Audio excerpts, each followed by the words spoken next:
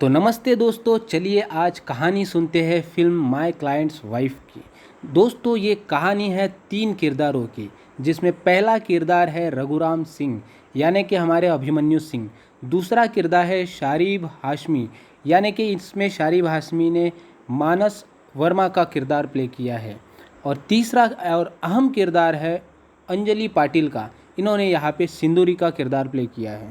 इस कहानी को 3 एंगल से दिखाया गया है। पहला एंगल है सिंदूरी का, दूसरा एंगल है रघुराम सिंह का और तीसरा एंगल है जो कि फिल्म का क्लाइमैक्स है।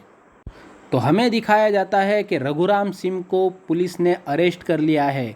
उनका केस लड़ने जा रहे हैं मानस वर्मा, और मानस वर्मा उनसे पूछते हैं कि तुमने अपनी वाइफ को क्यों मारा। दरअसल रघुराम सिंह के ऊपर अपनी ही वाइफ का हाफ मर्डर करने का चार्ज लगा हुआ है। बट रघुराम सिंह ये कहता है कि मैंने ऐसा कुछ नहीं किया है, मुझे फंसाया जा रहा है। यहाँ रघुराम सिंह का कहना होता है कि उनकी वाइफ के कई लोगों के साथ अनैतिक संबंध है और वो मुझे यहाँ पर फंसा रही है। मैंने उसे नहीं मारा है, उसने अपने आप को खुद से चोट पहुँचाई है और मुझे यहाँ पर फ्रेम किया जा रहा है। तो अकॉर्डिंग टू रघुराम स्टोरी, उनकी जब शादी हुई थी तो उन्हें लगा था कि काफ़ी अच्छी लड़की से मेरी शादी हो गई है। बट अपने पहले ही रात के दिन भी उनकी वाइफ उनसे कुछ भी बात नहीं करती। लगभग 2 महीनों के बाद में एक बहुत बड़ा सा बम उनकी वाइफ फोड़ देती है और कहती है कि मेरे इससे पहले भी कई लोगों के साथ संबंध रह चुके हैं। इन चीज़ों को जैसे तैसे रघुराम पचा लेता है। एक दिन उसकी वाइफ का बर्थडे होता है, तो लगभग 2 साल इस चीज़ को हो चुके हैं, बट स्टिल बर्थडे है। तो रघुराम सिंह अपनी वाइफ के लिए एक बुके लेकर जाता है और वहाँ पर जाकर देखता है कि उसकी जो वाइफ है वो किसी अन्य पर्सन के साथ में अपने ही घर में है, और उस पर्सन को अपने ऊपर वाले रूम में उसकी वाइफ ने छुपा के रखा है। तो रघुराम सिंह जैसे तैसे ऊपर वाले कमरे में जाता है तो वहाँ पर वो पर्सन उनके ऊपर चाकू से हमला कर देता है। इस चीज़ से घबरा कर रघुराम सिंह वहाँ से भाग जाता है। अपनी वाइफ वहाँ पर उनकी वाइफ को वो धक्का देते हैं, बट उसे कोई चोट नहीं लगती। बट स्टिल उनकी वाइफ खुद से ही अपने सिर पर चोट लगा लेती है। तो यहाँ पर वो बताते हैं कि दरअसल जो पर्सन ऊपर में था उनके कमरे में, वो अपना एक केबल कनेक्शन का बिल लेने के लिए आया हुआ पर्सन था। तो अब ये चीज़ सही है या गलत है, ये सब कुछ जानने के लिए मानस वर्मा जो कि रघुराम सिंह के वकील है, वो जाते हैं रघुराम सिंह के घर पर उनकी वाइफ से बात करने के लिए। बट उनकी वाइफ सिंदूरी वो उनसे कोई भी बात नहीं करना चाहती है। वो बताती है कि मेरे पति के वकील से मुझे कोई भी बात नहीं करनी है। जैसे तैसे वो मानस वर्मा उनके पीछे भी जाते हैं, बट वहाँ पर भी उनको एक कॉल आ जाता है जो कि उनको डराता है कि उसके पीछे मत जाओ, यानी कि सिंदूरी के पीछे मत जाओ, वो तुम्हें अपने जाल में फंसा लेंगी और तुम्हारे साथ बहुत कुछ ना कुछ बुरा होगा। अब यहाँ पर लगभग पूरी ही फिल्म में अंजलि पाटिल यानी कि सिंदूरी के सिर पर एक पट्टी बंधी हुई दिखाई देती है, क्योंकि उनका कहना होता है कि मेरे पति ने मुझे मारा था, उसकी ये चोट है। बट जब मानस वर्मा उसके पीछे पीछे जाते हैं तो उसके सिर पर कोई पट्टी नहीं होती है। तो हमारे मन में एक डाउट थोड़ा सा वहाँ से बढ़ने लगता है। अब कहानी दिखाई जाती है सिंदूरी की। दरअसल सिंदूरी को एक मिस्टीरियस टाइप की वुमेन दिखाया गया है।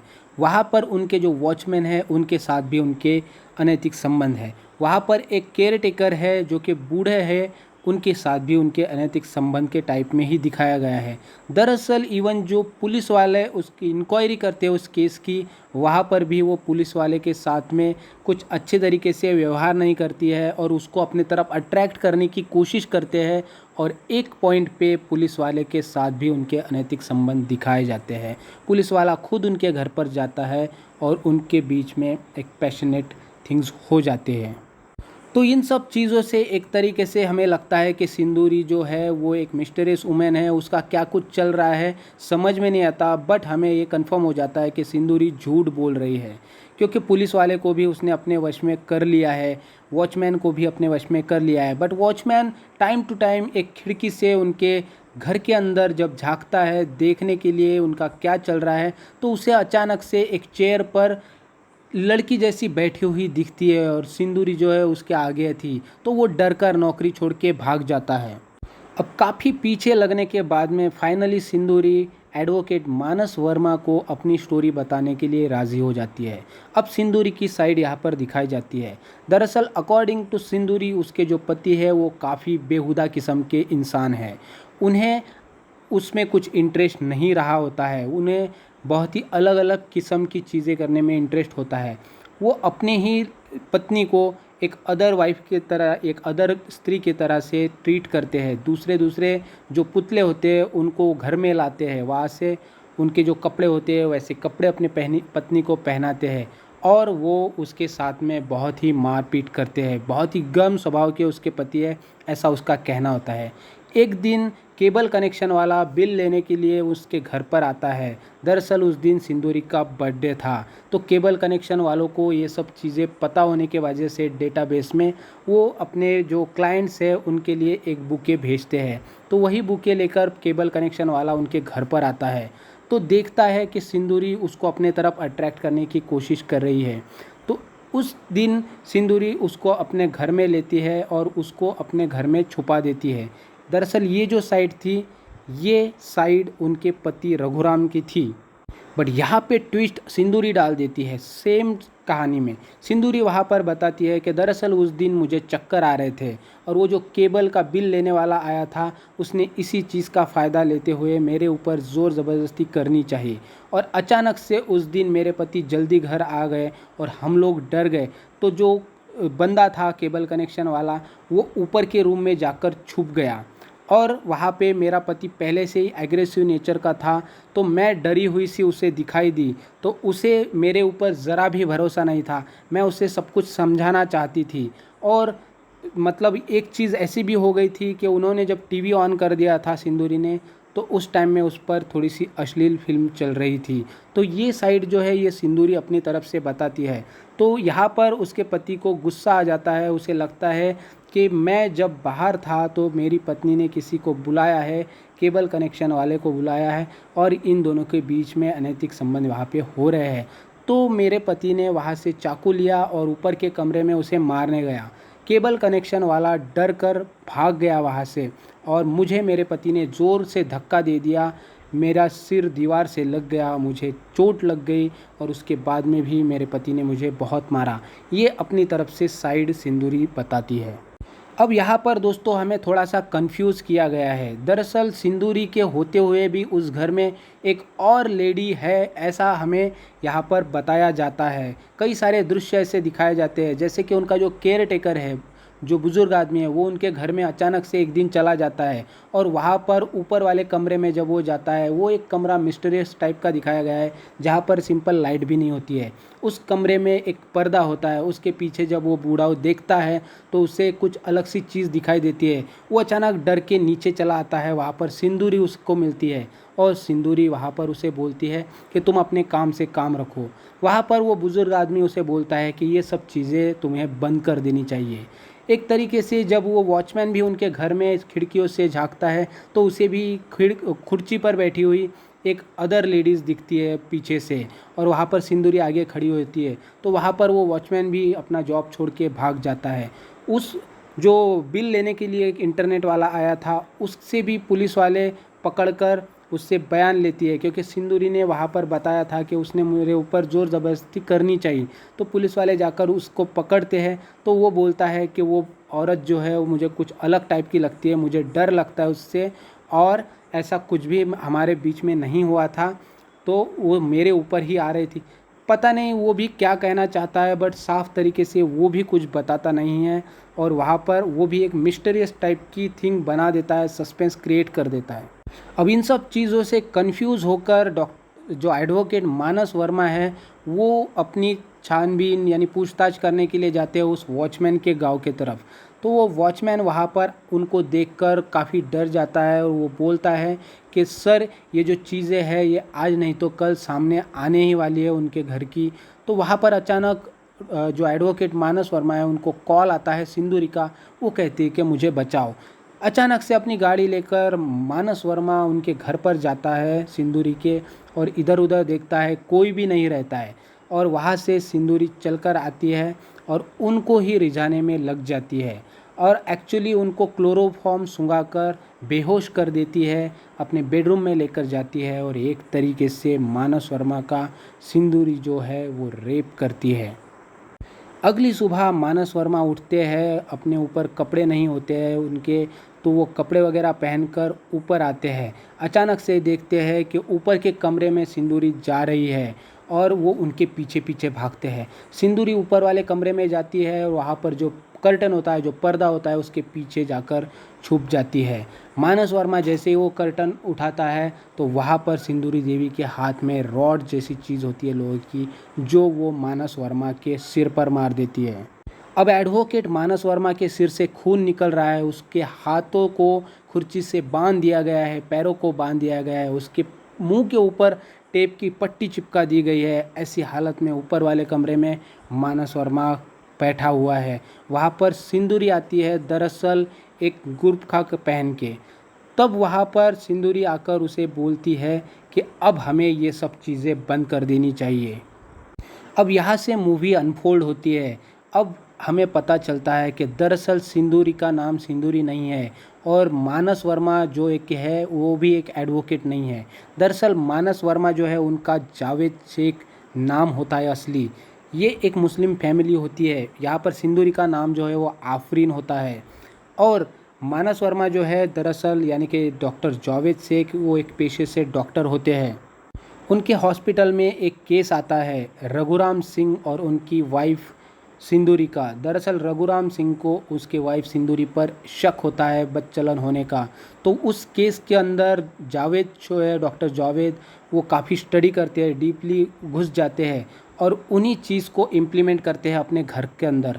दरअसल डॉक्टर जावेद को एक शौक़ होता है, जिस शौक़ को कहा जाता है रोल प्ले।